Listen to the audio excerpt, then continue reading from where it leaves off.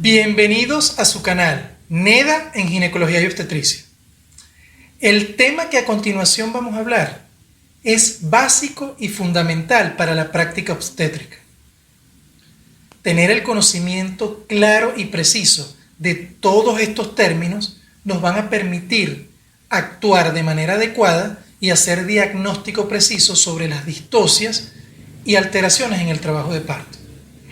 A continuación les presentamos la estática fetal, una serie de conceptos que engloban lo que corresponde a la relación que existe entre las partes del cuerpo fetal consigo mismo y con el entorno, que es el claustro materno, es decir, el interior uterino, y las partes de la madre.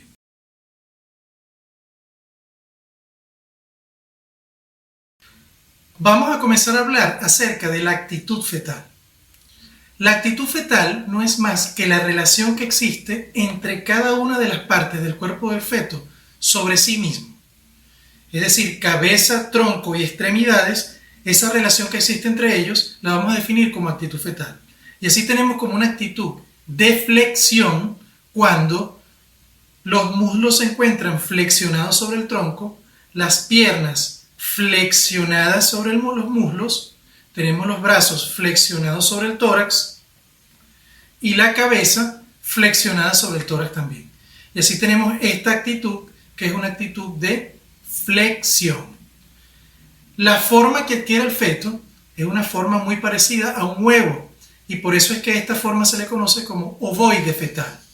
Existe también la actitud de extensión cuando tenemos ya sea las piernas extendidas y que van directamente hacia el tórax superior, o tenemos la cabeza extendida.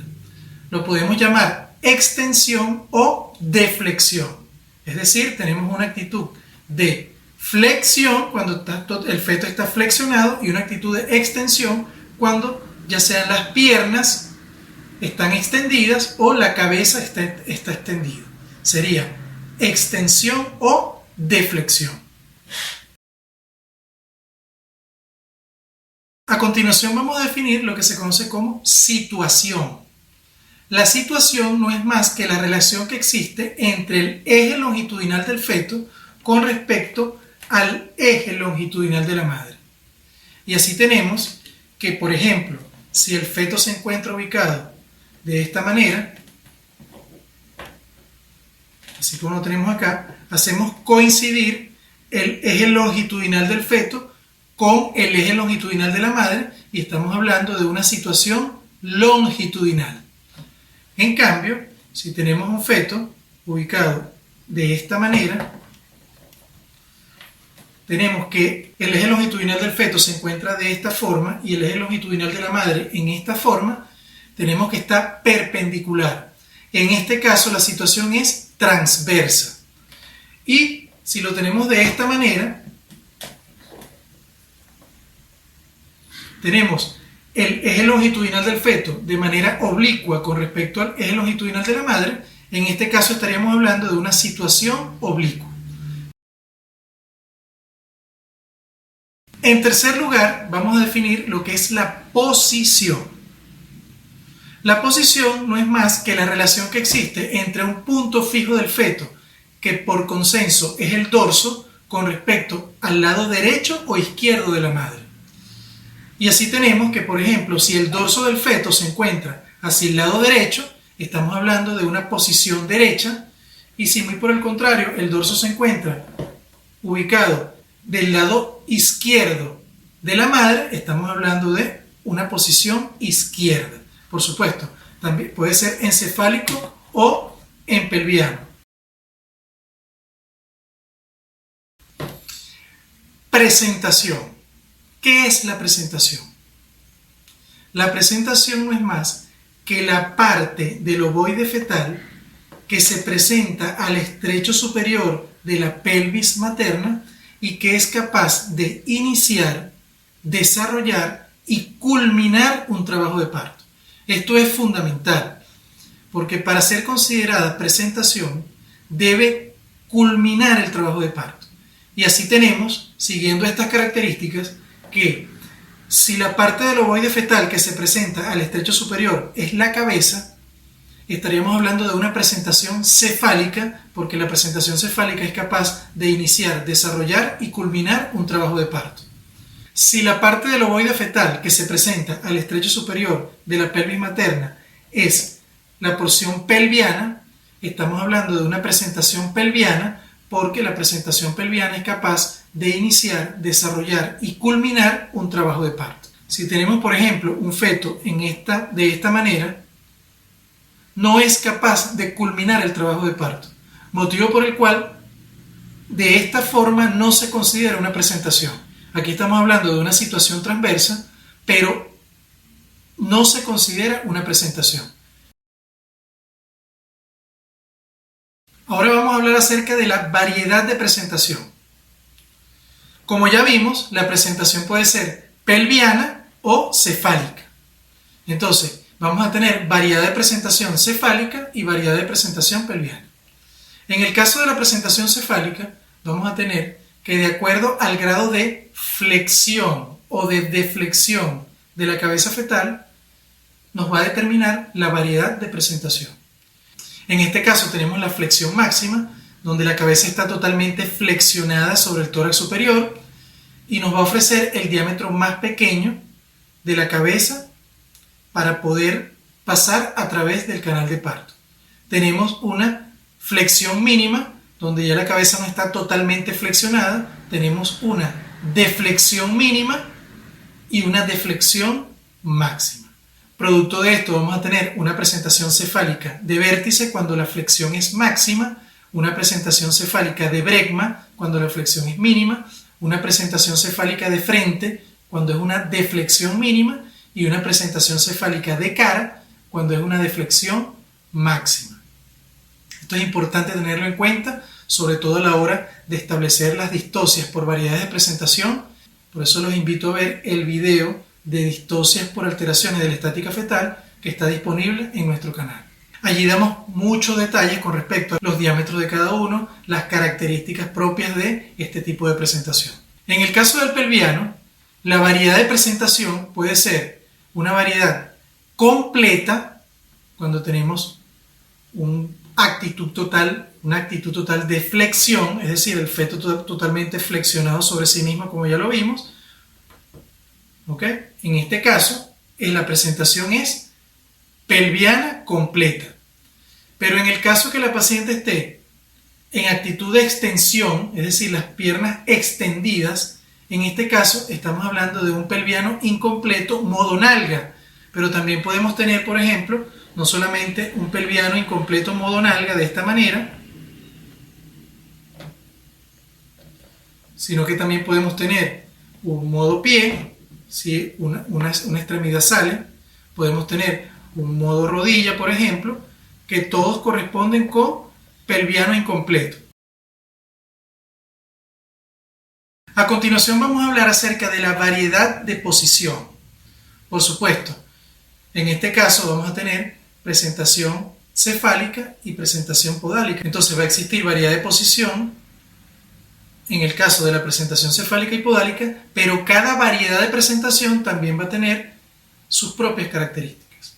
Y así vamos a tener, por ejemplo, que en el caso de la presentación cefálica de vértice va a existir un punto anatómico del feto que por consenso, en este caso, es el occipucio, con respecto a un punto fijo de la madre, que es el hueso ilíaco.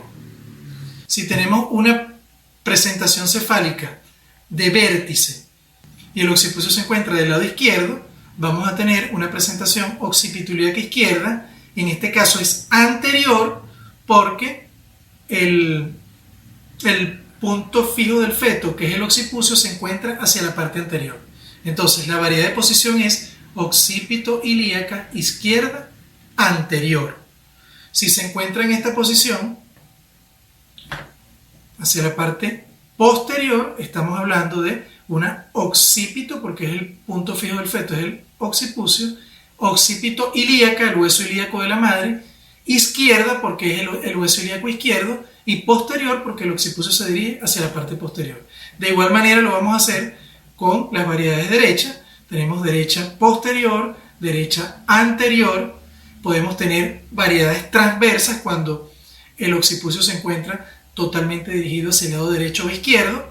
Si la presentación es podálica, también vamos a tener que en este caso el punto fijo del feto es el sacro y el punto fijo de la madre sigue siendo el hueso ilíaco. Entonces vamos a tener una presentación pelviana cuya variedad de posición es, en este caso, si lo tenemos así, sacroilíaca derecha anterior, si lo tenemos así, de esta manera, sacroilíaca derecha posterior, si la tenemos así, sería sacroilíaca izquierda anterior, y si la tenemos de esta manera, sería sacroilíaca izquierda posterior. Y puede ser también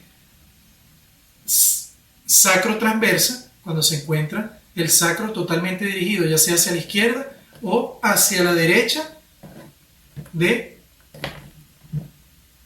la pelvis materna, directamente en relación con el hueso ilíaco. A continuación vamos a mencionar dos términos que tienden mucho a confundir, que es el punto de referencia y el punto de reparo. ¿Qué es el punto de referencia?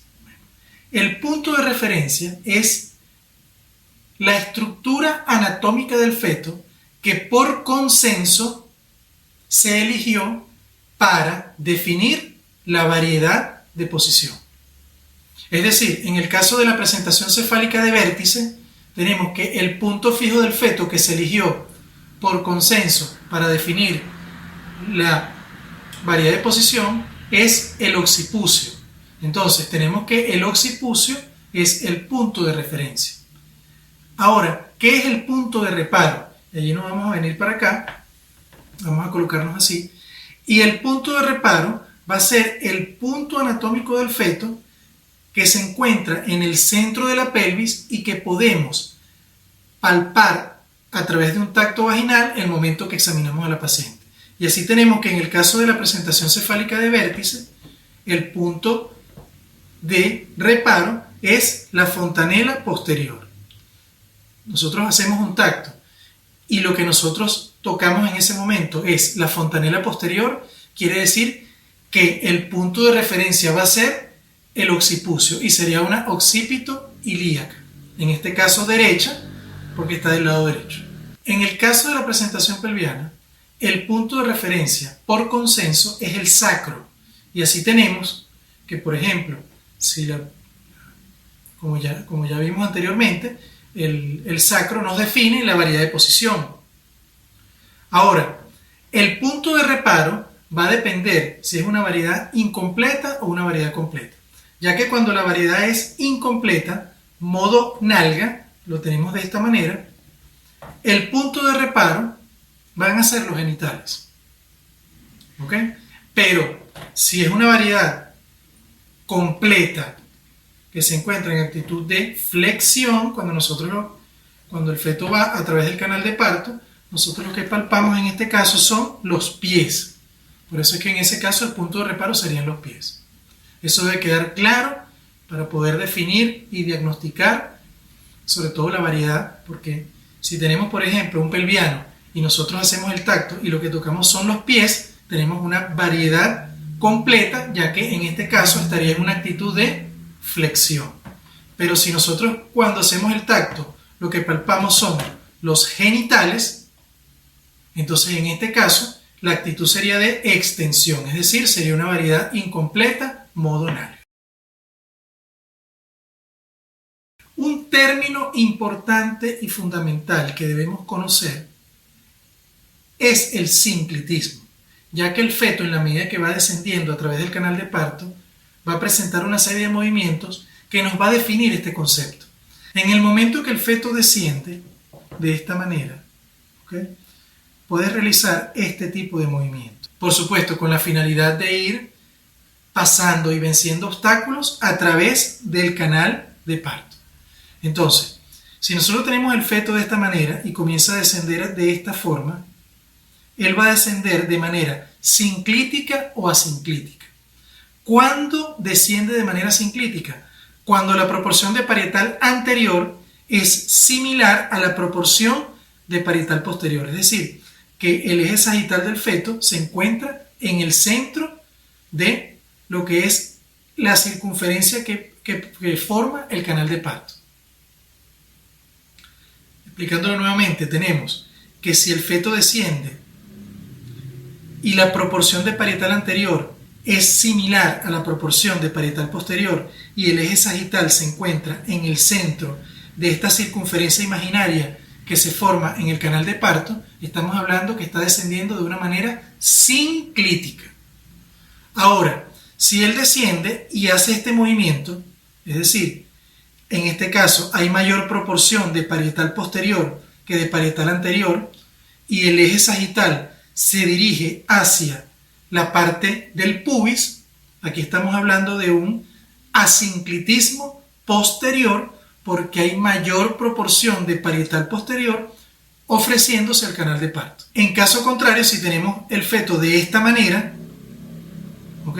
De esta manera tenemos que hay una mayor proporción de parietal anterior y el eje sagital del feto se dirige hacia el sacro. En este caso, como la mayor proporción de parietal que se encuentra ofreciéndose al canal de parto es el parietal anterior, este es un asinclitismo anterior. Para concluir y concatenar toda esta serie de conceptos que aunque parecen fáciles tienden a confundir mucho y en la medida que van avanzando en el tiempo lo van como olvidando, y esto es un tema totalmente básico para la obstetricia. De aquí de este tema y de otros que vamos a dar más adelante, como por ejemplo la pelvis obstétrica y lo que es el mecanismo del trabajo de parto, parte lo que es la obstetricia.